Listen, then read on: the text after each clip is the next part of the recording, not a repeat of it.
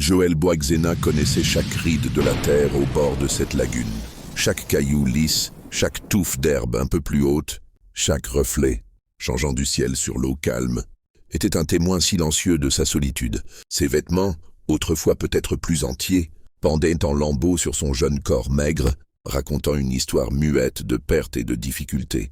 Il se souvenait encore, par bribes douloureuses, des voix douces et des rires chaleureux. Son père, fort et protecteur comme les arbres, qui bordaient parfois la lagune, lui apprenait le nom des oiseaux et les secrets de la pêche. Sa mère, avec ses mains délicates, lui racontait des contes au clair de lune, des histoires de héros courageux et d'esprits bienveillants. Puis, le souvenir se brouillait, emporté par un voile de tristesse. Une maladie soudaine, comme un vent mauvais soufflant sur leur petit village. Des visages anxieux, des murmures étouffés, et finalement, le silence. Un silence lourd et définitif qui avait englouti les voix qu'il aimait tant.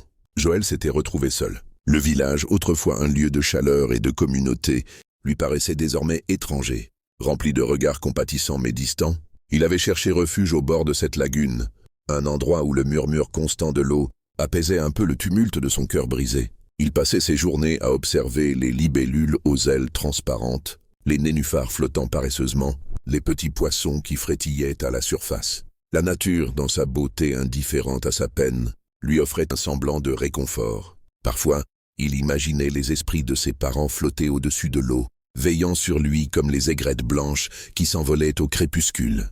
Aujourd'hui, ses doigts fins traçaient des motifs imaginaires sur la terre humide. Son regard sombre se perdait dans le reflet du ciel, cherchant peut-être une réponse, un signe. Le soleil commençait sa descente, peignant le ciel de teintes orangées et violettes. Mais Joël ne remarquait pas la beauté du spectacle. Son esprit était ailleurs, prisonnier des souvenirs et de la douleur lancinante de l'absence. Il n'avait que cette lagune pour confidente, le vent pour seul compagnon et le souvenir de ses parents comme trésor le plus précieux, serré au plus profond de son jeune cœur d'orphelin. L'avenir était incertain. Mais au bord de cette eau tranquille, Joël Boixena trouvait une force fragile, une résilience silencieuse pour affronter chaque nouveau jour, portant en lui l'écho des voix aimées qui ne s'éteindraient jamais complètement.